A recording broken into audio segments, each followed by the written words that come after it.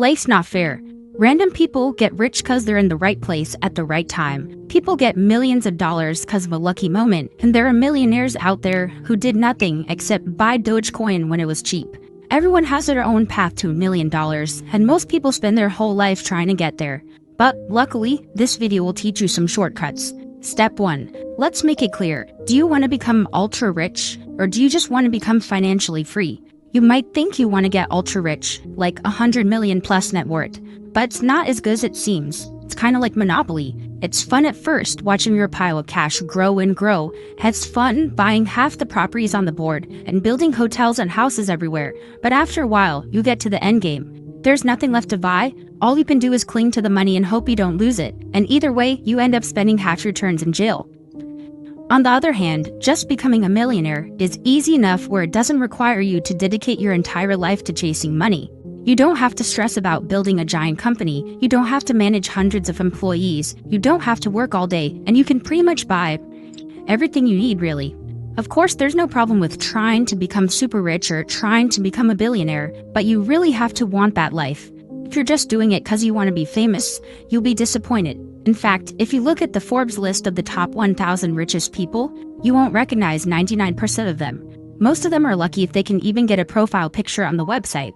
Step 2. Understand assets and liabilities. Here's the definition of a millionaire. Someone whose net worth is over $1 million. Your net worth is equal to your assets, which is the value of all the stuff you own, minus your liabilities, which is all the money you still owe to other people. An asset can be anything you have that's worth money, like a car, a gold bar, pile of physical cash, cash in your bank account, a house that you own, your stocks, your Bitcoin, your $200 pressure washer. It's an asset because you own it and it's worth money. The cool thing about assets is that they can go up in value over time. If you buy a house for $500K and it increases in value to $1.5 million, your net worth goes up by $1 million. In case you didn't know, a lot of millionaires are made through real estate because the concept itself is pretty simple. Step 1. You buy a property, which isn't actually as hard as it sounds. You don't need to give up $500K to buy a $500K house. You can pay 20% of the price in cash and take out a loan to pay the rest. Then, step 2, you get people to live in the property. The people living there pay you rent every month, and you can use that money to pay back the loan you took out. And also, over time, the value of the property goes up. So eventually, you can get to step 3, where you sell the property and you make a profit. It does take a decent bit of money to get started, and it does cause a lot of stress, especially because you always have the risk of losing money. But on the bright side, if you simply just take the time to read books about real estate, and not just go into it blindly, you'll probably do just fine. And really, that goes for any skill. The only problem is, at least for me, it takes weeks to read a book. And there's just so many books out there that's just impossible to decide what to read. So in the end, I just don't read. The way I fixed it is by downloading an app called Shortform, which has a giant online library that contains full guides to books, but in a shorter format, chapter by chapter, every single important detail, with annotations, with clarifications, with comparisons to other books, and they even have exercises that help you retain more information.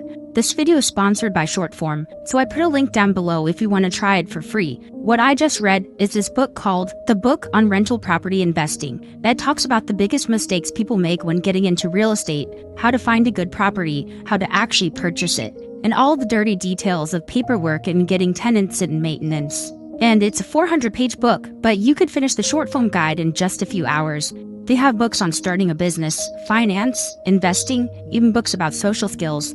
So, if that sounded helpful to you, you get free access to it for 5 days by going to shortform.com/easyactually. And if that wasn't enough, you'll get a 20% discount off the annual subscription just by using this link. Again, it's shortform.com/easyactually. If you scroll down, it'll be there. Let's say you start a business and somehow you make $1 million from it. It's all sitting in a bank account.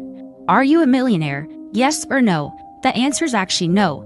That was a trick question. You forgot about the taxes. Rookie mistake. Say goodbye to 50% of that. Remember the first rule about becoming a millionaire. You'll have to pay taxes, which means if you want to make $1 million, you actually need to make $2 million just to be safe.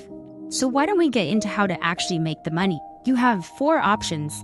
Earn $2 million from buying and selling assets, like we already talked about. Earn $2 million from working a job. Earn $2 million from starting a business. or some combination of all three. Earning $2 million through a job takes time. Even if you make $200K a year, it'll take you 10 years to reach $2 million. But there's a reason people get jobs, and there's a reason not everyone is trying to start a business. Most businesses fail. That's just a fact.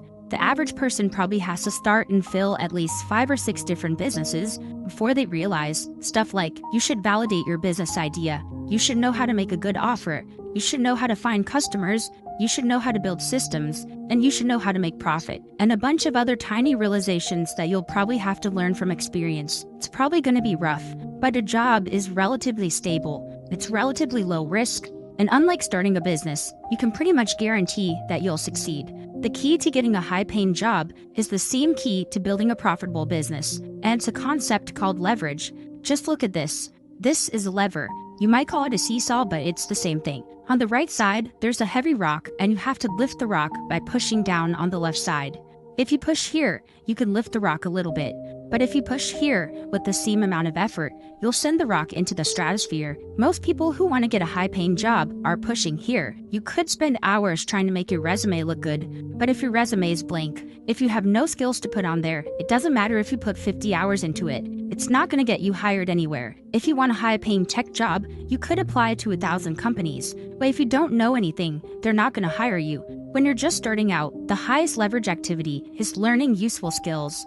Getting experience, reading textbooks, taking courses and certifications, practicing the skill, doing projects by yourself to learn, and then putting all that on your resume. Once you do that, you can apply to half the number of jobs and still get 10 times as many acceptances. If you're spending a lot of time on something, ask yourself, is there something else I could be doing that would get me more results for the same amount of effort? Leverage is even more helpful in a business. This is the leverage pyramid. These are the things you can use in the business to multiply the effort that you put in and make it physically easier to become a millionaire. The first form of leverage is labor. This means getting other people to do work for you.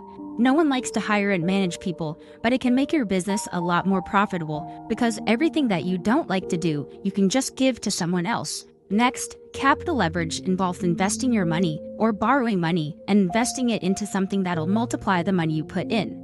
Then, at the top of the pyramid is code and media. If you want to build $1 million business, but you don't want to hire employees, and you don't have that much money to start with, you'll probably need to use code or media or both. Code provides some of the best leverage you can get. It gets robots and computers to work for you for almost free, and they can even work while you sleep. So this could mean using AI or writing code or using apps to automate stuff instead of doing it manually. The last and most popular form of leverage, especially for a one-person business, is media. Media allows you to contact large amounts of people at once with whatever message you want. YouTube, Twitter, LinkedIn, Instagram, email, even Facebook. Pretty much every social media works for this. Instead of having to contact thousands of potential customers every day, you can just post content about your business on social media, and then the algorithm will figure out who to show it to. So the key takeaway is, no matter what business you want to start, if you use the things in this pyramid, you don't have to change your skill set or even change how hard you work. You just look for activities that'll give you more output for the effort that you do put in. Now at this point, you might be wondering what business to start or what to sell. And the truth is, whether or not you own a business or work a regular job, all money is made by providing value. Don't chase money itself. The money will come if you provide value. So if you want someone to give you money, sell them a solution to their problem. If someone's getting bad grades, you sell them tutoring. If someone wants to lose weight, you sell them a diet plan. If someone has a crusty driveway, you sell them your pressure washing services. And here's some pro tips to make more money. The bigger the problem is, the more you can charge. If you're a diet coach, you can charge more for a 50-pound weight loss diet plan versus a 5-pound weight loss diet plan. It all depends on how you market it. The quicker you can solve the problem, the more you can charge. If you can promise someone they'll lose 50 pounds in 10 weeks, they'll be willing to pay a lot more than if the plan took 10 months. The easier you can make it for the customer, the more you can charge. If you tell someone they can lose 50 pounds in 10 weeks while still eating mac and cheese and ice cream, they'll be willing to pay a lot more than if you told them they had to eat only broccoli and lettuce for 10 weeks. If you can guarantee the problem will get solved, you can charge more. If you have proof that you helped 100 other people lose 50 pounds in 10 weeks, and you also offer a money-back guarantee if the diet plan doesn't work, you can charge a lot more than someone who doesn't have any proof or credentials. And finally, the more money your customer has, the more you can charge. Even if everything else is equal, you'll still make more money helping 41-year-old investment bankers lose weight than helping broke high school students. If you're selling something for $2, you have to sell it to 50,000 people a year to make $100K a year. If you have something that's $2,000, you only have to sell it to 50 people. And this often brings up the question, why not just find one really big business that's really rich and charge them $100K per year? And you just dedicate all your time to helping them and no one else. Indeed, this is one of the best ways to become a millionaire, and it's called getting a job. Anyway, I'm collecting donations in the form of subscribes to fund the next video.